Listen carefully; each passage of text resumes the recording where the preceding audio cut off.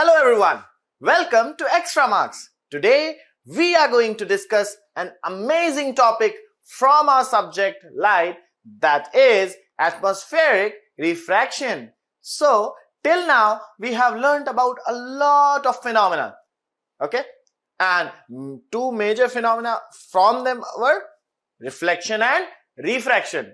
This time in today's session we are going to learn about atmospheric refraction. That is actually nothing but just an application of what you have learned, right? So let us just get started with today's session. It is going to be really interesting because we are going to know about lots and lots of things which we actually see every day, from the twinkling of stars to the color of sky. Each and everything which actually seem to be fantasizing, that actually we are going to discuss in today's session. So let us just get started, everyone. Okay, let's begin. So what are the major concepts that we are going to learn today? Let's find out. So we will start with atmospheric refraction. Okay, we already know what refraction is. Okay, but what is it? What is refraction likes to be in the atmosphere? That we will understand in this session. Then we will understand a very important phenomenon, that is scattering of light. Okay, and finally the applications to the scattering of light. Applications of scattering of light. Okay, everyone, clear? I guess that is totally clear to you. No doubts are there. Okay, so let us just get started with the first topic, that is atmospheric refraction. Okay, we all know, children, what refraction is, right? We all know that refraction is nothing but just the bending of light whenever it changes the medium, right? And what basically happens when it changes the medium? Let's just go to the root cause. What basically happens when it changes the medium? Actually, when the ray of light changes the medium, it actually goes from one medium to another, right? And the optical density of two different media are actually also different, correct or not? Therefore, what basically happens over there is the speed of light gets changed because of the change in the optical density. Now, for refraction to occur, the optical density of the medium should change, right? Not necessarily the change of the medium. Okay, the main point here is the change in the optical density of the medium. Wherever there will be a change in the optical density of the medium, refraction will occur. Now, there are similar examples when the medium has not changed but refraction has occurred. Why? Because suddenly at some point the optical density of the medium got changed. Well, there are many such examples. Mirage is one of them. So in deserts, why people feel that at far distance there is some water? Because of the mirage. Well, we shall discuss that phenomena on some other day, but as of now I would like to tell you that it happens because there is a difference between the optical density of warm air and cool air, right? Warm air and cool air are actually different in optical densities, and that's what happened, okay, in deserts. Anyways, so as of now I would like to tell you about refraction only. We already know what it is, but let's just revise again. So there are two ways in which refraction can occur. If the medium in which light is entering is optically denser compared to the medium from where it is coming, in that scenario it will bend. It could have gone like this, but it will bend towards the normal, right, everyone? This is towards the normal. When does it happen? When the medium in which light is entering is comparatively denser. Okay. Now there is another case. If the medium in which light is entering is comparatively rarer, then in that scenario it will bend away from the normal. So these are the two cases, towards the normal and away from the normal. Okay, it totally depends on the difference in the optical density. That's it. Okay, so comparatively, optical density is more or less. Based on that only it will be decided that the ray of light is going to get refracted towards the normal or away from the normal. Anyways, everyone. So here we understood one thing. From here we can conclude just one simple thing, that if the density, optical density will be changed, the ray of light will get refracted. Is that clear? Please be clear here. I hope this is clear. Right. So the optical density has to be changed in order to observe refraction, right? So that we can observe refraction. Now, a similar situation happens actually whenever light enters the atmosphere. See, light actually comes from sun. I'm talking about the sunlight. Okay. So the sunlight comes from the sun itself. We all know that, right? And then it enters the atmosphere. Correct? So when it comes from the sun, from outer space, so the outer space is considered to be vacuum, right? So if it is vacuum, then it has zero optical density. Therefore, the speed of light is fastest in vacuum, that is outer space. Now, as soon as it enters the atmosphere, okay, so actually it is going to enter into another medium, right? That is air. Of course, air has a very low optical density, but as compared to volume, it will have more optical density. Correct or not? Fine. Now what happens is, it will get refracted for sure. Correct or not? So actually that happens whenever the ray of light coming from not only sun, maybe from other stars, maybe from moon, whenever they enter in the atmosphere, they get refracted. Now can you tell me in what way they are going to get refracted?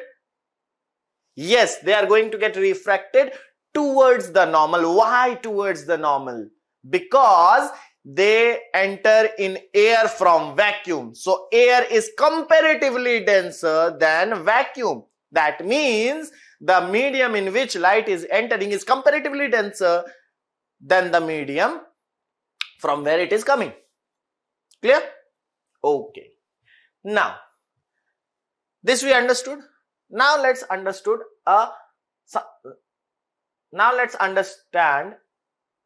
a very important phenomenon.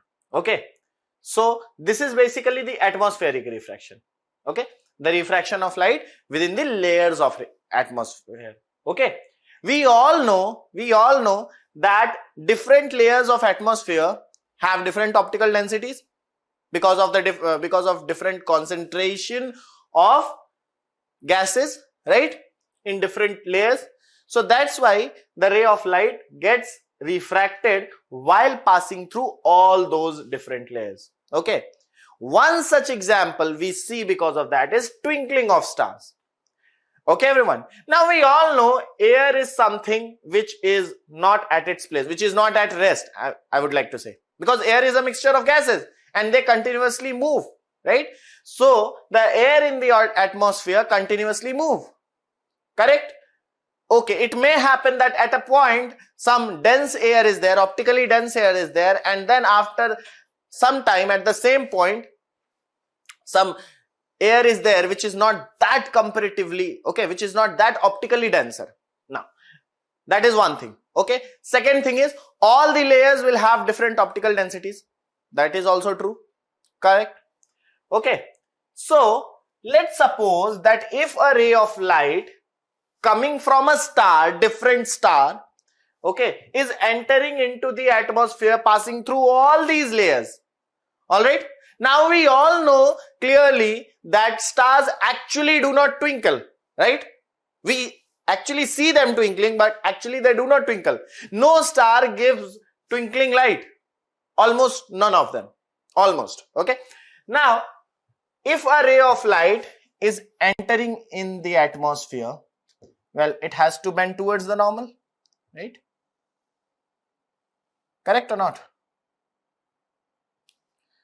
Then after passing through another layer, it will again bend towards the normal. Again it will bend towards the normal. Again it will bend towards the normal. Again it will bend towards the normal. And finally, it will reach the observer. So suppose observer is over here. Okay. See how many times light has refracted and then he is able to see it. Correct or not? Light has refracted many a times in this scenario, we can see. Okay. Many a times the ray of light got refracted. Correct? Correct?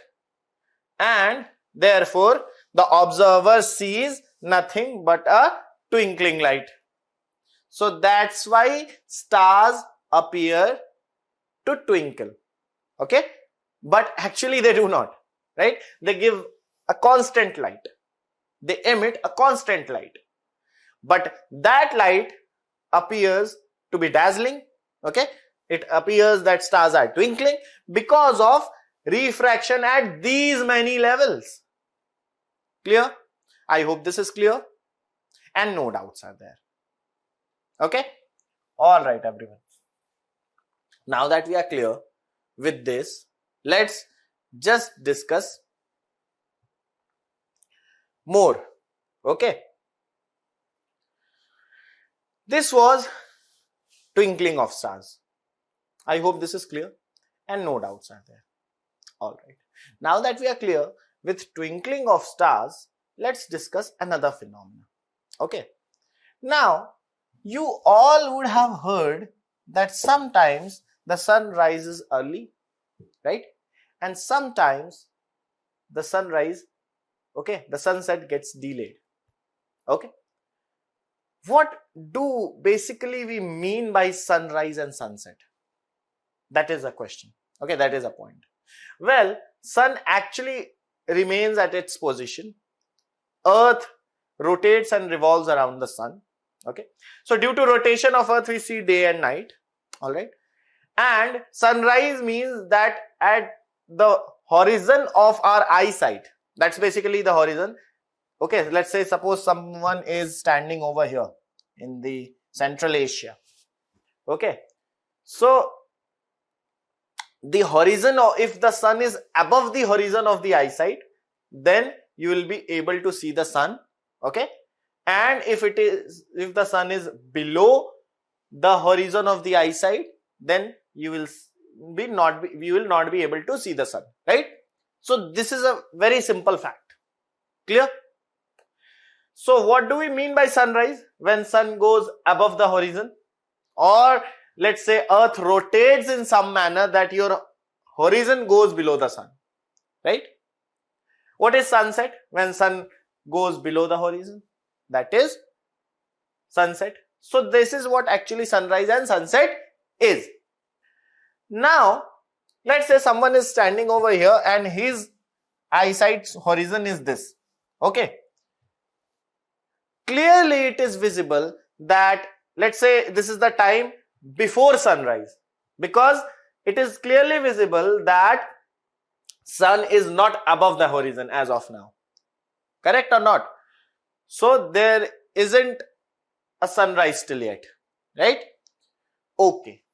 Now, the light coming from the sun will actually get refracted in a manner, okay, in a manner, you can see that it has refracted from the layers of the atmosphere. So it has refracted in a manner that this person will feel that sun is here at this place. The same sun which is below the horizon,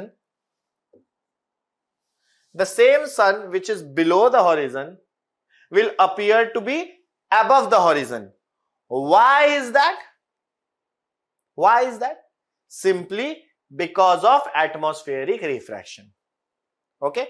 So about 2 or 2.5 minutes before the sunrise, we are able to see sun. And about 2.5 minutes after the sunset, we are able to see sun just because of atmospheric refraction. So this is called early sunrise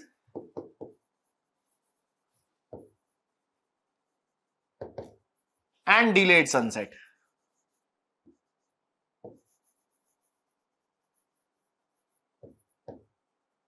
Okay. So what is the cause of early sunrise and delayed sunset, everyone? Atmospheric refraction. What is early sunrise? Sun appears before the sunrise timing. Why is it that? Because of atmospheric refraction. We see the apparent position of the sun. Okay. What is this, everyone? The apparent position of the sun. Okay. And this is the real position.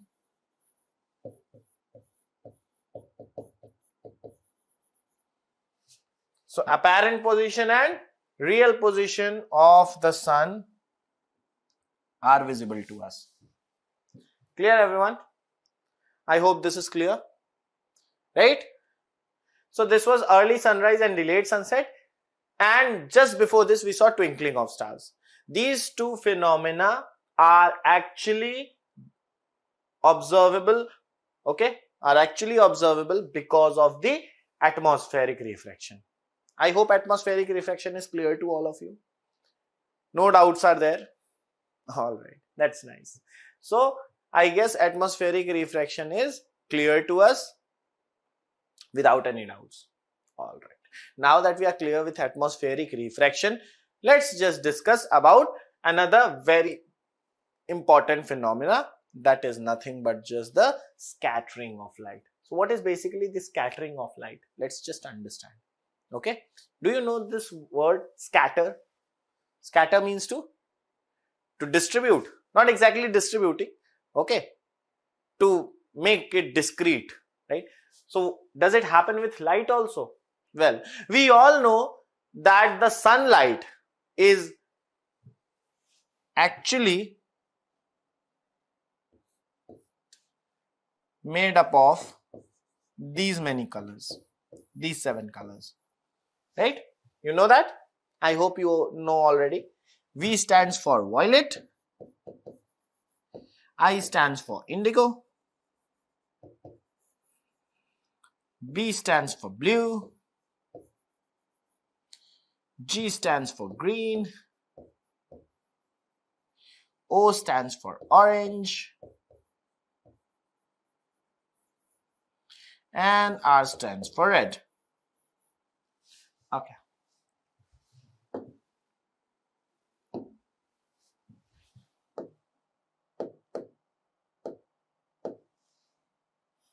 Yeah.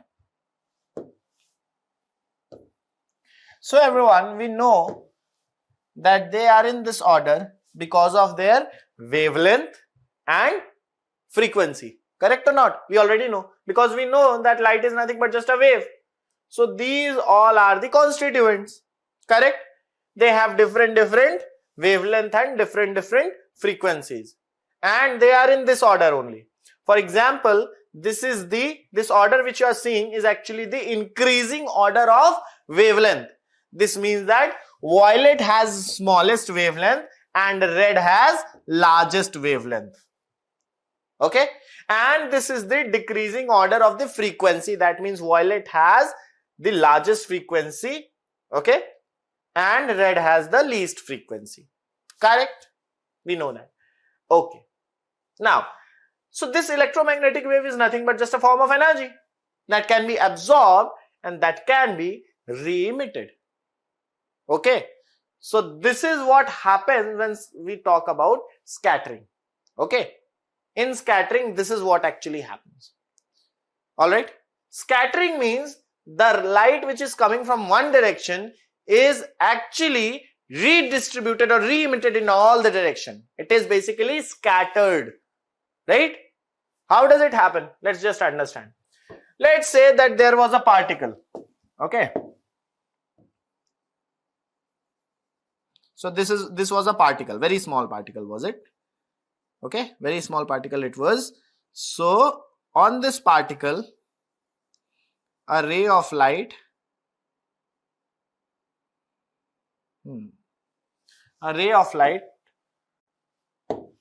struck.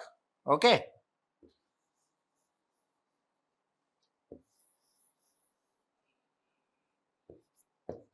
Now because of scattering, this particle will actually, or not just this particle, let's say, because of scattering, the ray of light will actually get emitted into all the directions, with lesser intensity. Okay, with lesser intensity. So this is basically the phenomena of scattering of light. Now what basically happens when we say scattering? Okay, that means in scattering what basically happens, why it is happening? Because this ray of light was first observed by this particle and then it was re-emitted by the same particle in all the directions. It was actually coming from one direction, but this particle actually re-emitted the light in all the directions. Clear, everyone? I hope this is clear to you. No doubts are there. Okay, so this ray of light was re-emitted in all the directions after being absorbed. So this is scattering. Now the scattered light, can have a different color, all right, can have different properties, but that totally depends on the scattering particle. Most of the time, the scattering particle is actually the particle of the medium. For example, air can be a scattering medium. So the air around us, air is all around us, we know. So the air around us also scatter light? Well, the answer to this question is yes, it can. Now how? You'll find out. So this is how scattering is being done. Alright. So everyone, scattering actually depends on the size of the particle. Okay. We know that there are 7 colors. Alright. In the sunlight. But sunlight actually has the white color. So these are the constituents of the white color. Now, which color is going to get scattered is actually dependent on the size of the particle. Okay? The color which will get scattered, okay, will depend on the size of the scattering particle. Alright. Let's say that we are talking about air. Okay. Now, we know that violet has least wavelength. More than violet, the wavelength of indigo is more than that of violet. The wavelength of blue is more than that of indigo. The wavelength of green is that of blue, and so on. So red has the largest wavelength. All right. So most of the particles, all right, or let's say most of the media will not have those particles that can actually scatter red color. All right. We will need bigger particles for that. So the smaller particles are able to scatter these colors. All right. So two things are there. Number one, the color of the scattered light, that will depend on the size of the scattering particles. Number two, the intensity of the scattered light will actually depend on the wavelength. Okay. We will understand about it in higher classes. All right. So this is Rayleigh's law, that the intensity of the light will depend on the wavelength, will be inversely proportional to that. Anyways, we will not be discussing this as of now. All we will be discussing is the wavelength. So wavelength plays a big role, everyone. Okay. Now, you would have seen sometimes in a dark room, what happens is, if there's a hole in the room, or let's say a small part of the window is open, and in the morning when sunlight enters, we are able to see the path of the sunlight. Why we are able to see the path of the sunlight? Well, that actually also happens because of scattering. Okay. That also happens because of scattering. Well, for a ray of light to get scattered, okay, the medium should have such particles or those particles which can scatter the ray of light, right? Now, if the room is dusty, most of the times, or foggy in case, then in that scenario, it has all those dust particles and water droplets and all of them along with the air. Okay. So, in that scenario, it will be able to, scatter the ray of light. For scattering to occur, most of the times we need colloidal solution. Not basically for scattering, for this phenomenon. This phenomenon is called Tyndall effect. Okay. So what happens basically in Tyndall effect? The ray of light, the path of the ray of light gets visible to us. Why does that happen? Because of the medium. Okay. Why does that happen? Because of the medium. The medium scatters the ray of light. Okay. And for Tyndall effect to occur, the medium should be a colloid or simply a colloidal solution. Clear, everyone? The same thing also happens in a dense forest. Okay. So the light entering between the trees, coming from between the trees, that the path of that ray of light is also visible to us. That is also because of Tyndall effect. Okay. All right. This was one of the applications of scattering of light. There are others also. Let's see. First is, okay, the first one was Tyndall effect. The others, let's see. The second one is the color of sky. Okay. Do you know what color the sky is? Okay. Outside the earth, there is outer space, right? Outer space. And the outer space is dark in color, right? Correct or not? So we are standing, let's say, here on earth. So if we will see above us, we will see a dark colored sky, right? We should see a dark colored sky. But do we see the dark colored sky? No. Now you will say because of sunlight. Okay, sunlight comes and you see a bright colored sky. But what color sunlight has? Sunlight has white color. White light is there. So do you see white colored sky every time? No. What color of the sky you see? We actually see blue or sky blue colored sky or indigo colored sky most of the time, right? Well, now, why does that happen? Well, that actually also happens because of the scattering of light. All right. Because we have a layer of atmosphere above us. So, the particles of the atmosphere are able to, okay, the particles of the atmosphere are able to scatter the blue color only. Okay, from the band of those 7 colors which are there in the white light. Okay, these three colors can be scattered by the particles of the atmosphere.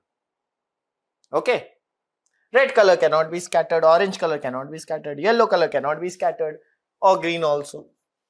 These colors cannot be scattered. Okay, by the atmosphere or air above us. So that's why we see blue color of the sky. All right. So as you can see, the blue color can be scattered 10 times more as compared to the red color. So that's why we see blue sky. Sometimes you see red sky also. You do? Yes, you do. Okay. We will discuss about it in a while. Now, it totally depends on the optical density, or let's say the particles present in the air. What kind of particles are present in air? Sometimes you are able to see white sky, right or not? In foggy days or something like that, you see white sky only. Why? Why do you see white sky only? Before answering this question, I would actually talk about the clouds. What color of clouds do you see? You see white clouds. And we all know clouds are made up of water droplets, right or not? Water droplets.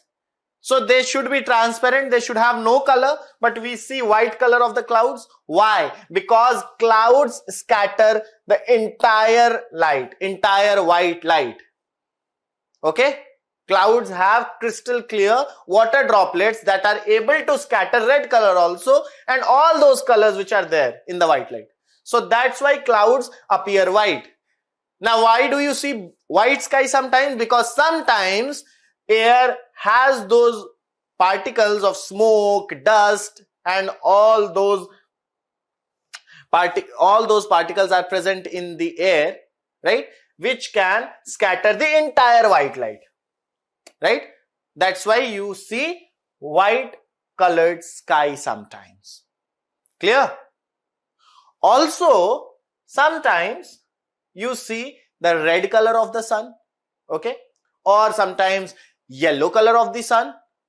That happens or not? Happens. Why does that happen? Well, that happens because of scattering again. Till the time sunlight reaches us, most of the colors are scattered. Okay? Most of the colors are scattered by the time. Clear? So, just because all those colors are scattered by the time sunlight reaches us, okay?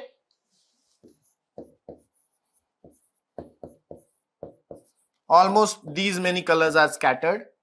So we either see yellow color of the sun or orange color of the sun or red color of the sun depending on the position of the sun, right? Sometimes clouds also appear red. Now I hope you understood why does that also happen. Clear? I hope that is clear. So today we learnt about scattering of light, the applications of scattering of light and atmospheric refraction, everyone. I hope those concepts are clear to you and no doubts are there. Right? Let's discuss few more things.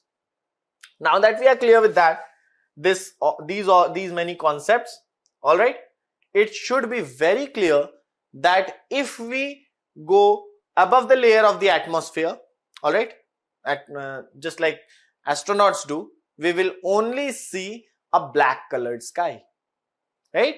Why will that happen? Because of obvious reasons, right? There won't be any atmosphere to scatter the white light. Clear? I hope that is clear. No doubts are there. All right. So we understood why does sun appear red. Sometimes in case of fog or mist, we see the combination of orange red sun, right? Or maybe orange sun only, maybe yellow sun also sometimes is visible. This is because of scattering only.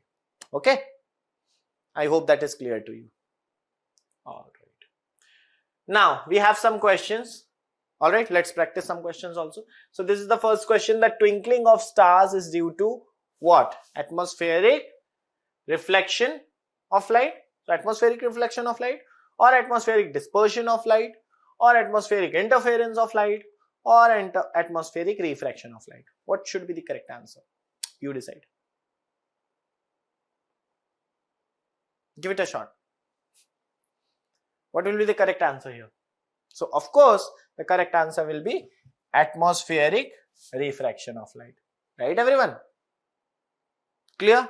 I hope that is clear to you. No doubts are there? Okay. Okay. Next, the blue color of sky is due to, your turn, reflection of light, dispersion of light, scattering of light, or refraction of light. So I hope you will be guessing between option C and option D. What will be the correct answer? Option C or option D? scattering, refraction. Which one? So the correct answer here is, of course, the scattering of light. The blue color which is there in the white light is scattered by the particles of air, right? That's why you are able to see the blue color. Clear, everyone? That is also true. Next question, and I guess the last one. When astronauts fly at higher altitude, what color of sky they will see? What color of sky the astronauts will see? Let's see. Will it be blue, or will it be red, or will it be dark or violet? See, at higher altitude, there will be hardly a layer of atmosphere that can scatter the ray of light. Therefore, they will see the dark colored sky. That is the original color of the sky. Right, everyone? So I hope things are clear to you. You got any doubts, please let us know in the chat section itself.